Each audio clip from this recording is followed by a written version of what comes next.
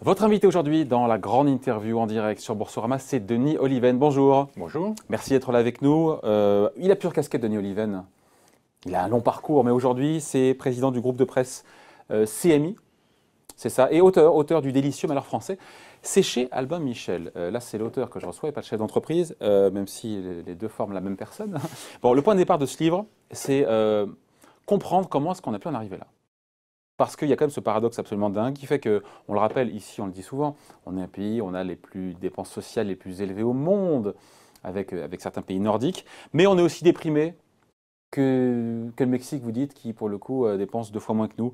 Et l'écart en fait entre la richesse du pays et le pessimisme des Français, la France va bien, les Français vont mal selon vous, cet écart-là, c'est jamais vu nulle part ailleurs dans le monde? Non, c'est une spécificité française, pas celle dont on doit être la plus fière. C'est chez nous qu'il y a la plus grande dissonance entre notre niveau de richesse, quelques grandeurs qu'on prenne pour le mesurer, vous l'avez dit, notre niveau de richesse, le PIB par habitant, notre niveau d'égalité, on est l'un des pays les plus égalitaires du monde, entre les 10% les plus riches et les 10% les moins riches.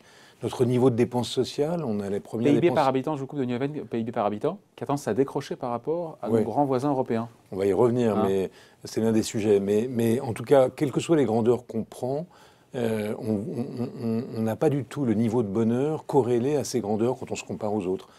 Si vous l'avez dit, d'une formule que j'ai utilisée, on a les dépenses sociales du Danemark et le bonheur du Mexique. Et ça nous distingue. Donc, quelle est la raison ?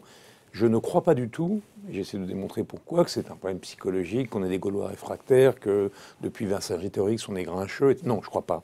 Parce qu'on n'a pas toujours été comme ça. Non. On est éruptif. On est éruptif, mais on n'est pas les seuls à être éruptifs au monde. Non. Et ce qui fait notre spécificité, me semble-t-il, en tout cas c'est ce que j'essaie de démontrer, chiffres à l'appui en étant quand même léger. Il y a beaucoup de chiffres. Il y a beaucoup de chiffres, mais dont j'ai essayé de les mettre à l'appui d'une démonstration dont j'espère qu'elle est lisible, c'est que c'est notre modèle social. Je ne parle pas de notre niveau de dépense, mais notre mode. C'est pour ça que j'appelle ça le délicieux malheur français. On a construit en 1945 un modèle social. On a cessé de l'enrichir. On a N apostrophe cessé de l'enrichir depuis.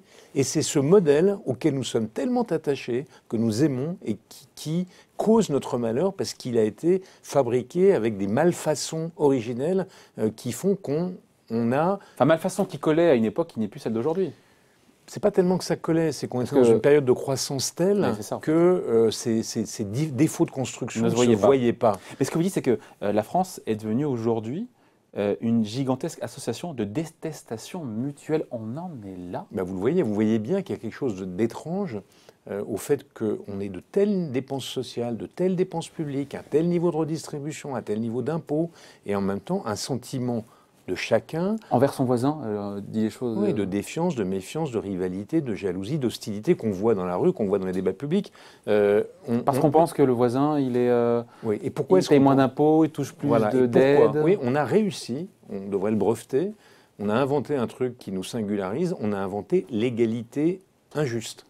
Ah oui, on a un système très égalitaire, mais il est perçu comme injuste par chacun d'entre nous. Vous prenez un pays pas très loin de nous, ou des pays pas très loin de nous, à peu près à la même distance que Nice et Paris, pas tout à fait, un peu plus, le Danemark, la Suède, ils ont le même niveau de dépenses sociales que nous, mais un niveau de bonheur bien supérieur. Pourquoi ?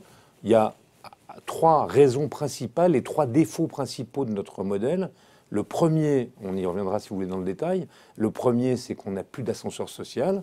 Le deuxième... Vous avez le chiffre, il faut 6 générations pour passer... Il faut 6 générations en France, 150 ans, pour passer de la classe pauvre à la classe moyenne. Ce n'est pas un ascenseur social qu'on a, c'est un interminable escalier en colimaçon. Et ça, c'est la faillite du système scolaire. Deuxième sujet, on écrase nos classes moyennes.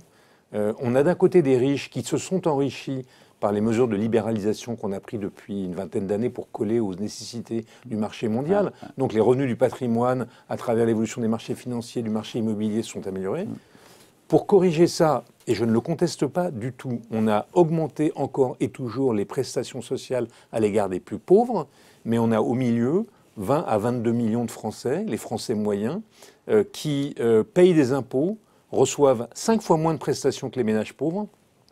ont des revenus du patrimoine 5 fois moins importants que ceux des ménages riches en proportion de leurs revenus, et qui en plus ont vu leurs revenus stagner depuis une dizaine d'années. C'est les laissés pour compte de notre système. C'est eux qui ont fait leur mai 68 à l'occasion de la crise des Gilets jaunes. On avait prétendu, notre système social prétendait qu'il allait consacrer les classes moyennes et il les a massacrées. Et dernier élément, peut-être le plus important, on n'est pas simplement le pays des 300 fromages, on est le pays des 44 systèmes d'assurance retraite, des 300 ou 400 systèmes d'assurance maladie, si vous combinez assurance, régime général, régime particulier, mutuel, des 550 niches fiscales. Et c'est pour ça que chacun d'entre nous, 2 Français qui sont assis l'un en face de l'autre dans un café, qui ont à peu près les mêmes revenus, à peu près les mêmes carrières, mais qui n'ont pas fait aux mêmes endroits, dans les mêmes secteurs, dans les mêmes entreprises, ne payent pas les mêmes impôts, ne payent pas les mêmes cotisations sociales, n'ont pas les mêmes remboursements d'assurance maladie, n'ont pas les mêmes pensions de retraite. Voilà pourquoi ça fabrique de la défiance. Ça fabrique de la défiance. En Suède ou au Danemark, il y a un système de retraite, il y a un système d'assurance maladie, il n'y a pas de niche fiscale. Et donc, on est chacun le sentiment de l'égalité. Donc, il y a des pays, les États-Unis, des pays libéraux, très peu de redistribution sociale, mais chacun pense qu'il va avoir la possibilité de s'enrichir. Il y a des pays comme la Suède ou le Danemark où il y a un gros niveau de redistribution sociale, mais très équitable. Et nous, on n'a ni les vertus d'un système, ni celui de l'autre. Donc, vous écoutez, Denis Oliven, en France, mieux vaut être riche ou assisté, finalement. Mais d'être entre les deux, quand on est dans la classe moyenne, on est pris en étau. En tout cas, c'est la situation la plus difficile, et on l'a vu. Et comme en plus, ces classes moyennes n'ont pas d'expression syndicale, n'ont pas d'expression politique, autrefois, le système politique exprimait, en gros, je schématise, mais la gauche reflétait les intérêts de des classes populaires et la droite des classes moyennes. Mais tout ça, ça s'est brouillé et plus personne ne les représente. Et on a bien vu d'ailleurs dans leur situation, par la désagrégation de leur situation au cours des 20 dernières années, qui ne sont pas représentés. Donc oui, c'est pas facile d'appartenir aux classes moyennes en France. Vous dites qu'elles sont écrasées carrément, ces classes moyennes, parce que ce modèle social, il est financé essentiellement par des cotisations sociales. Et donc, oui, c'est ça. On a un système assurantiel qui fait que vous avez des cotisations sociales fonction de vos revenus du travail, mais qui sont plafonnés jusqu'à un certain point. Et puis vous avez des prestations qui sont à peu près jusqu'à un certain point liées à votre niveau de revenu. On voit sur le débat actuel sur les assurances chômage. Donc on a un système qui fait que les classes moyennes en France, la contribution des classes moyennes en proportion elles contribuent plus que ce qu'elles ne reçoivent. C'est ça le problème. Bien sûr, elles contribuent plus que ce qu'elles ne reçoivent, mais ça c'est vrai dans tous les pays, sauf que en gros elles contribuent 10% de leurs revenus, et les riches contribuent 10% de leurs revenus aussi. La grosse différence par rapport à d'autres pays. Donc vous appelez de la progressivité sur les cotisations, c'est le système cotisation-prestation. Quand vous regardez le calcul que je retrace là, c'est mes revenus primaires, mes prestations sociales, moins mes cotisations et mes impôts. Et donc, si vous avez des prestations déplafonnées et des cotisations qui suivent à peu près vos revenus, mais qui sont plafonnées jusqu'à un certain point, vous voyez bien qu'il y a un système qui ne fonctionne pas. Ouais. Comment est-ce qu'on sait, parce que la classe moyenne, c'est une catégorie un peu fourre-tout, comment est-ce qu'on sait qu'on en fait partie? C'est quoi, c'est en fonction de l'impôt sur le revenu? C'est le fait d'être propriétaire? C'est le fait d'avoir une de bagnole? C'est le fait de... Tout est parti, pour moi, en fait, c'est les Gilets jaunes qui m'ont mis la puce à l'oreille. Quand j'ai vu la crise des Gilets jaunes, je me suis souvenu d'une note de l'INSEE, parce que... Oui, chacun ses loisirs. Moi, je lis les notes de l'INSEE. Il y avait une note de l'INSEE dans le portrait social 2017 de la France qui décrivait statistiquement la classe moyenne. Il y avait toutes les caractéristiques des gilets jaunes. Et en gros, les classes moyennes, c'est des gens qui ont un revenu disponible, je ne parle pas de leur salaire, par tête, de l'ordre de 1 700 €, plus ou moins 10 ou 20%. C'est ça, c'est comme ça, dans les catégories de l'INSEE, on fracture la société de 10% en 10% de revenus, et vous prenez le milieu, qui sépare en deux les Français, et vous prenez de part et d'autre plus ou moins 10%, et vous avez ces Français moyens. Et c'est ça, les 20 millions de Français, les 15 à 20 millions de Français dont on parle. Et donc, le mot massacré est fort, c'est vous qui l'avez employé. Les classes moyennes en France sont massacrées. C'est indiscutable. Quand vous regardez simplement leurs revenus. Alors bon, les mesures qui ont été prises après les Gilets jaunes vont un peu rétablir la situation. Mais quand vous regardez simplement l'évolution de leurs revenus, il y a 20 ans, depuis 20 ans, la croissance de leurs revenus a décroché de celle des ménages les plus riches. Et depuis 10 ans, elle a même été carrément bloquée, elle a été stabilisée. Quand vous regardez la faute à François Hollande aussi, même sous Nicolas Sarkozy d'ailleurs, qui avait commencé à resserrer la vis. Ça a commencé à partir de la crise de 2009, en effet. C'est pour ça que c'est depuis 10 ans. et ça s'est fortement aggravé sous le quinquennat de François Hollande, parce qu'on a pris toute une série de mesures vers les classes les plus pauvres, les couches les plus pauvres, une fois encore je ne les conteste pas, mais qu'on a financé par la refiscalisation des heures supplémentaires, par l'évolution des tranches de FCE a barème. quand même montré que les contribuables, les petits riches, les contribuables aisés, mais qui ne sont pas à l'ISF, ont largement payé leur écho en matière de hausse de la fiscalité en France. C'est vrai. Quand on regarde d'ailleurs dans cette étude sur les 10 dernières années, on voit que ceux qui ont le plus payé, si j'ose dire, c'est les classes moyennes centrales et c'est les petits riches. Exactement. Il faut rappeler que ce modèle social français, il a été bâti après la guerre. On l'a dit, la croissance était de 5%. Aujourd'hui, on a, bon an, mal an, on oublie 2017, on retourne vers 1,5% de croissance par an. Il faut le revoir de fond en comble, mais quand on voit ce que veut faire le président Macron aujourd'hui sur la réforme des retraites, on voit bien que les Français ne le suivent pas aujourd'hui, d'après les sondages, et qu'on va avoir encore des blocages sur le mois de décembre, voire pire. Oui, moi j'ai là-dessus je fais deux hypothèses. Donc on veut retravailler le modèle, mais oui, pour le rendre plus juste, mais les Français ne suivent pas. Peut-être qu'on n'a pas assez expliqué ce qu'il avait de systématique. Pourtant, c'était un peu en germe dans la proposition politique d'Emmanuel Macron, et je pense que c'est pour ça qu'il a été élu lorsqu'il a écrit Révolution. C'est bien qu'il disait qu'il y a quelque chose qui ne va pas dans le système, qu'il faut changer. Mais on n'a peut-être pas essayé d'expliquer assez clairement un certain nombre de choses. Et puis, je crois qu'une fois qu'on a fait ce constat et qu'on l'a partagé, il faut qu'on soit prêt à prendre du temps pour se réformer. Je ne vois pas du tout. Là, j'ai vu Ça fait 2 ans qu'ils discutent entre les partenaires sociaux. Vous savez combien de temps la Suède a mis 10 ans. 10 ans pour réformer son système de retraite. 10 ans. On a mis 75 ans. Le système des retraites, il a 75 ans. Comment voulez-vous qu'on le réforme en 10 ans? Et d'autre part, pourquoi voulez-vous que des gens qui sont rentrés dans un certain contrat social acceptent de bon cœur le changement des règles du jeu en cours de partie? Donc, ouais. Si on veut vraiment réformer ce pays, il faut le faire de manière un peu systématique et durable. Il faut expliquer globalement quel est le problème. Il faut qu'on accepte de dire qu'on va changer le modèle, ce qu'on n'ose pas dire, en précisant qu'il ne s'agit pas de baisser les avantages, mais il s'agit On aurait pu laisser le modèle en l'état, aujourd'hui, de financement des retraites. C'est ce qu'on fait. Et d'allonger la durée de cotisation. C'est ce qu'on fait depuis... Mais c'est ce qu'on fait depuis... Oui, c'est ce qu'on fait depuis la droite 15 ans. Dès qu'elle est au pouvoir. Et la gauche, c'est ce qu'elle fait. La gauche est assez conservatrice. Je dis ça, j'en viens. C'est ma famille de pensée, le centre-gauche. Mais la gauche est très conservatrice, donc elle touche à rien, alors que les autres gauches en Europe ont beaucoup transformé leur modèle. Et la droite, elle fait des réformes marginales de crainte que ce ne soit trop violent. Et c'est précisément ça le sujet. C'est que, évidemment, si vous continuez de mettre des rustines sur un truc qui fonctionne pas... On réforme au fil de l'eau. Voilà, la France se réforme sur les retraites au fil de l'eau tous les 7 ans. Parce que la durée de vie est un peu plus longue, et on travaille plus longtemps. En faisant ça, on ne traite qu'une seule question. En allongeant la durée, on ne traite qu'une seule question. On traite la question de l'équilibre du régime. Exactement. Et on doit. C'est un objectif du président. Il a dit en 2025, il faut que ce soit équilibré. Bien sûr, quand on voit les sujets de la France, on voit que le fait qu'on travaille moins que tout le monde, c'est un énorme problème. On en discutait après. Donc oui, bien sûr, il faut faire ça, mais on ne traite qu'une partie du sujet. Notre système des retraites, construit sur une base corporatiste et catégorielle en 1945, à la différence de ce qui s'est fait en Suède ou au Danemark, divise les Français. Chacun a le sentiment, et c'est pour ça qu'on a à la fois des dépenses sociales très importantes et un sentiment d'inéquité. Donc oui, si on retarde... Personne n'a réellement touché aux régimes spéciaux. Parce qu'en même temps, vous dites, il ne faut pas toucher aux régimes spéciaux parce que des gens qui sont arrivés avec un contrat social en cours, il ne faut pas changer les règles du jeu. Bien sûr, il faut les toucher, mais il faut prendre... Pour les nouveaux entrants, donc la clause du grand-père. Il faut prendre du temps, le temps qu'il faut, ou bien il faut racheter des avantages. Quand vous faites une réforme... Disait hier Patrick Artus, il faut racheter, mais il faut avoir les moyens de racheter les avantages. Oui, mais après, c'est une question de choix. Où est-ce qu'on alloue nos ressources? Il est en train de reculer ou pas, le président? Est-ce que le président est en train de reculer, selon vous, sur cette réforme des retraites?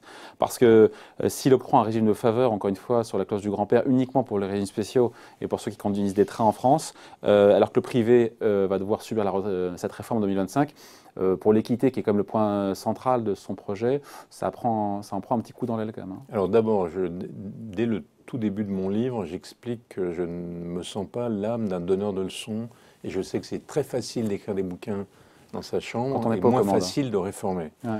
Je dirige des entreprises, je sais ce que c'est que transformer une organisation. Donc je me garderai bien de lui donner des leçons, de le juger, lui et ses prédécesseurs. Mais une fois que j'ai dit ça, on conquiert le pouvoir en vers et on l'exerce en prose, comme disait l'autre. On a un programme de grande transformation et puis on se heurte aux réalités. Je pense que ce n'est pas complètement absurde de prendre du temps pour réformer.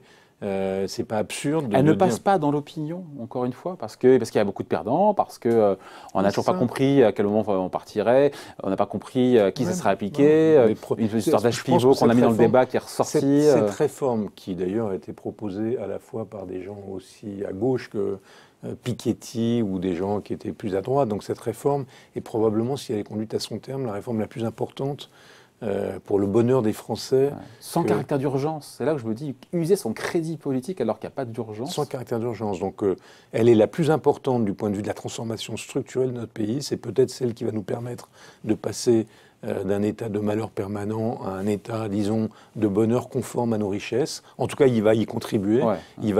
Ça va réduire sur le long terme le sentiment d'inéquité. Mais c'est vrai qu'on n'est pas obligé de le faire vite, on n'est pas obligé de le faire brutalement. Et il faut qu'on prenne en compte, et il faut qu'on le fasse, il faut qu'elle soit juste, mais il faut aussi qu'on prenne en compte la situation des gens qui sont dans le système aujourd'hui. C'est comme ça qu'on va y arriver. Ouais, et donc alors, s'il fallait faire un pari, comment ça se termine cette histoire des réformes des retraites avec ce blocage qui nous attend début décembre dans les transports, on en parle tous les jours, avec cette clause du grand-père qui a été agitée, Jean-Paul Delevoye qui a dit un truc à son contraire en une semaine. Moi, je fais le pari que cette réforme va être allongée dans son temps, va être amodiée. Pour tout le monde? Pour qui? Uniquement pour ceux qui manifestent? Pour ceux qui sont les perdants. Et elle va être amodiée, enfin on va faire en sorte de prendre en compte le fait qu'il y a des perdants, mais qu'on va la porter à son terme. Et c'est très bien. Et moi, si j'avais à voter, je voterais pour ça. Je dirais, allongeons. On travaille dans le privé, encore une fois, qu'on est cadre ou pas cadre. Mais vous disiez vous-même tout à l'heure, et vous avez raison, on aurait pu se compliquer moins la tâche et allonger la durée de cotisation. Ça n'aurait Là, pas c'est chacun qui se dira, bah, tiens, en fonction de combien j'ai envie de toucher, bah, je continue à travailler, ou je pars plus tôt, et comme on a tous envie de gagner un peu plus, on partira plus tard. Mais c'est aussi fait pour ça, cette vertu-là. Mais c'est le choix de chacun. Ça permet d'allonger. Et en plus, le choix de chacun, je pense que l'une des réformes... Ça crée en Suède, j'en parlais avec Patrick Artus, ça crée, parce que les gens... Ils sont en train de discuter. Il y a plein de gens qui se sont dit, mais tiens, je vais partir plus tôt, parce que je pars quand je veux, sauf que très vite, les gens se sont rendus compte à la retraite qu'ils ne savaient pas de quoi vivre. Et donc, ils sont revenus retravailler derrière. Oui, c'est vrai. Ils sont en train d'ailleurs de donc, c'est pas non plus la panacée, ça que je veux dire. Il n'y a pas de panacée. Et puis, de toute façon, un système, on a une vie biologique, un système évolue et se réforme. Mais en Suède, ils ont réussi à trouver un point de consensus entre tous les partis. Ils ont pris du temps, ils ont racheté des avantages, ils ont mis des clauses de revoyure, enfin, ils ont fait des choses qui sont plus raisonnables que ce qu'on fait nous. Et donc, si j'avais à faire un pari, je dirais que c'est à ça qu'on va aboutir, je l'espère en tous les cas. Vous écrivez « La France crève », donc, d'ailleurs vous l'avez dit tout à l'heure, hein, c'est 300 niches fiscales, 500 mécanismes ou un peu moins d'assurance maladie, 40 et quelques régimes de retraite. Sur la question de la suppression des niches fiscales, pardon, mais le président, il est aux abonnés absents là-dessus. Hein. On pourrait dire comme circonstance atténuante qu'on n'est pas obligé de se prendre tous les trucs en même temps. On n'est pas obligé de se battre sur tous les fronts. Mais ce n'était pas un front plus important que la réforme des retraites, qui est, bon an, mal an, 2025, qui aura quoi, 10 et 15 milliards d'euros de déficit, c'est pas la mer à boire. Oui, mais ce n'est pas simplement le sujet du déficit, la réforme des retraites, une fois encore. C'est de la lisibilité, de l'équité. Quand vous regardez l'écart de dépenses sociales entre la France et les autres pays, nos dépenses, le fait que nous soyons le premier pays en termes de dépenses sociales, ça pèse. C'est la santé et les retraites. C'est surtout les retraites. Prenons l'Allemagne, qui a une population plus âgée que la nôtre. 4 points de PIB d'écart. Et ouais, 4 points de PIB, 14% d'un côté, 10% de l'autre. C'est énorme, 4 points de PIB d'écart. Vous vous rendez compte ce qu'on pourrait faire avec ça. Donc, et sur ces 100 milliards, il y en a probablement... Mais il n'est pas question de baisser en France. Il n'est pas question de baisser en France le poids des retraites dans le PIB. Quand on cherche à comprendre pourquoi ces 100 milliards d'euros, d'où vient cet écart, il vient du fait qu'on part plus tôt que les autres. Donc il faut qu'on retarde l'entrée dans la retraite. Et d'autre part, qu'on a un niveau de revenu moyen de nos retraités par rapport au revenu moyen des Français qui est plus élevé. Il est à peu près le même que les non-retraités, alors qu'il est de l'ordre de 85% dans la plupart des autres pays. Et quand vous cherchez quelle est la raison, c'est principalement, ou si vous le prenez sous un autre angle, vous voyez que le coût du régime, des régimes spéciaux plus du régime des fonctionnaires, c'est de l'ordre d'une quarantaine de milliards d'euros. Donc vous voyez que cette réforme, Elle a pour avantage d'aider à retarder le départ en retraite, donc de mieux financer le système, de mieux mettre des quais à les régimes, donc de réduire un peu le poids de nos retraites, et en même temps de donner à chacun de la modularité pour partir quand il le souhaite, et puis de rétablir l'équité entre les différents Français. Donc elle a quand même bien des avantages. Ouais. Et je reviens sur cette idée de New Leven des Français qui ne travaillent pas assez. C'est qu'il faut nuancer ce genre de propos. Les Français ne travaillent pas assez. Les Français qui sont, pour avoir beaucoup traité ici, qui travaillent à temps plein, eux, ils travaillent annuellement comme les autres. La question, c'est sur la durée d'une vie, ou pour ceux qui ne sont pas à temps plein, qui sont à temps partiel, subis le plus souvent, ou par le fait qu'on arrive tard sur le marché du travail et on en part relativement plus tôt que les autres. Mais il faut arrêter de dire les Français ne travaillent pas assez, ou alors vous êtes nostalgique de Nicolas Sarkozy. Non, mais moi, je ne suis pas du tout dans une démarche de culpabilisation. Hein.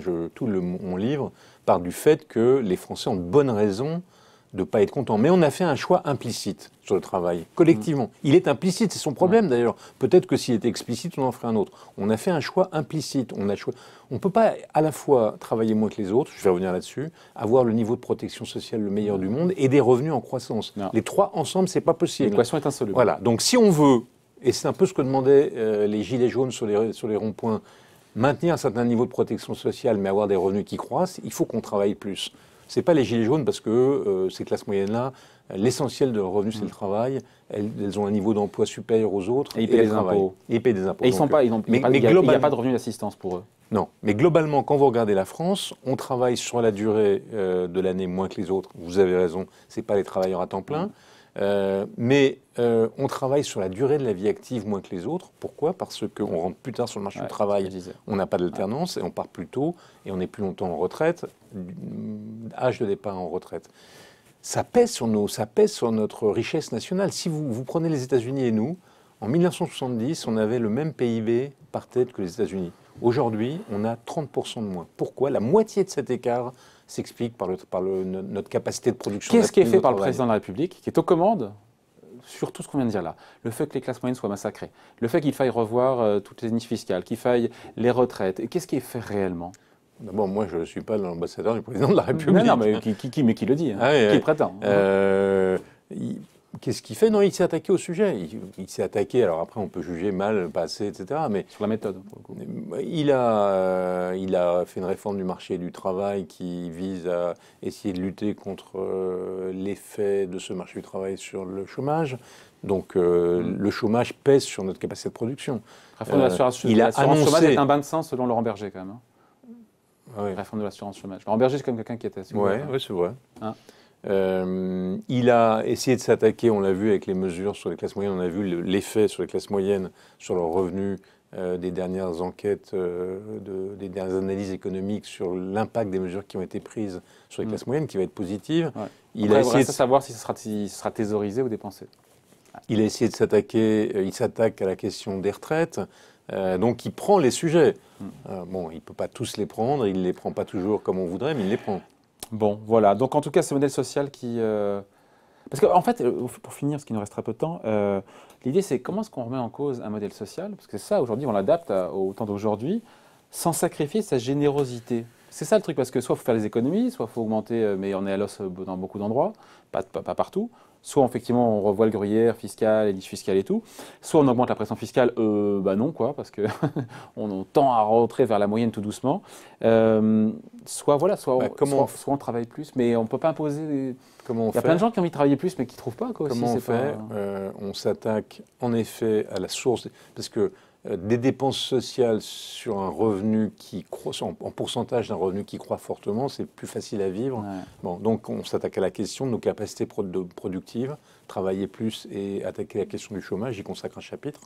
J'avais écrit il y a 30 ans un truc qui s'appelait la préférence française pour le chômage, qui m'avait valu quelques minutes d'heure de gloire. Donc je reviens sur le sujet. Donc ça, c'est produire plus pour avoir plus de revenus. Et deuxième point, moi je suis... Mais produire plus, on est en phase toujours de désindustrialisation, même si ça semble un petit peu moins grave qu'avant. Voilà, je veux dire... Oui, mais c'est pas simple. D'abord, c'est pas forcément définitif. Et puis l'industrie n'est pas la seule ressource de la croissance. Hein. on a le secteur tertiaire et des services sur lesquels on pourrait... La productivité, les salaires sont plus élevés dans l'industrie que dans les services, vous le savez. Oui, mais bon, quand on regarde, on voit bien que d'autres pays ont des revenus comparables à nous, ont des niveaux de revenus par tête ou de PIB par tête plus élevés. Donc on peut avoir un niveau de revenus par tête plus élevé. Et puis deuxième point, s'attaquer au modèle social, non pas... Parce que moi, je fais l'hypothèse, je suis plutôt un tenant du modèle scandinave. Ouais, ça, on a compris. Hein. Oui, parce que c'est bien. On nous le vend depuis un petit moment. Parce que c'est pas théorique, c'est sous nos yeux. Ils sont là, ils sont européens comme nous, ils sont pas si différents, et ils dépensent comme nous, et ils le font mieux. Pourquoi est-ce qu'on ne met pas en avant, si ça a l'air si simple? Bah, c'est pas simple. Regardez, la protection sociale, il a fallu la guerre 45 pour faire le choc de cette réforme. Donc c'est pas si simple. Et ce modèle d'ailleurs, parce qu'aujourd'hui on se moque de moi quand je prends le modèle scandinave, mais le général de Gaulle, il a regardé les Allemands, il a regardé les Anglais, il a choisi les Allemands, enfin Larocque, et il a importé en France ce qu'il avait vu chez les Allemands. Donc on peut considérer qu'on est dans une crise suffisamment grave pour se dire on repose la question de notre modèle. Si on ne transforme pas, qu'est-ce qui se passe? On finit là-dessus. Qu'est-ce qui se passe si on ne transforme pas? Avec ces classes moyennes qui sont massacrées, qui sont pris en étau entre les riches et les assistés. Je vous résume un peu. Qu'est-ce qui se passe? Il se passe la montée du populisme. Parce que les classes moyennes, ceux d'entre eux qui n'ont pas basculé dans le vote de quelque part, à raison, de protestation, manière rationnelle. Alors, un choix qui est rationnel pour le coup. Rationnel, non, parce que quand on regarde la proposition des partis populistes, elle ne va pas régler notre problème. Les gens qui ont l'ouvre-boîte universelle et qui disent moins d'immigrés, moins d'Europe, moins de mondialisation. Non, mais c'est rationnel, se tourner vers autre chose. Si ce qui est en place n'a pas réussi à échouer. C'est passionnel, c'est plutôt si vous n'êtes pas capable de réformer votre système, je vais vous ficher en l'air. Et donc si on veut éviter ça, et alors ça paraissait complètement irréaliste, mais quand on regarde l'évolution tendancielle du vote pour les partis radicalement opposés à notre façon de fonctionner, ça devient de moins en moins irréaliste. Et les classes moyennes, elles ont un rôle de bascule. On le voit dans tous les pays. On l'a vu avec Trump aux États-Unis, on l'a vu au Brésil, on le voit avec le Brexit. C'est elles qui font la bascule. Les couches populaires, elles ont déjà basculé dans le vote protestataire. Donc celles qui font la bascule... Le président Macron, il en fait suffisamment pour ces classes moyennes? Je pense que son sujet n'est pas celui-là. Je pense que parce qu'il y a un autre sujet que j'aborde dans le livre, parce que c'est moins ma spécialité, qui est le sujet de notre contrat civique, de notre modèle républicain, de notre appartenance à la nation, de la question de l'identité de la France. Et je pense que c'est sur ce terrain-là, alors qu'il était dans sa campagne, il avait un côté, je vais aux fêtes de Jeanne d'Arc, etc.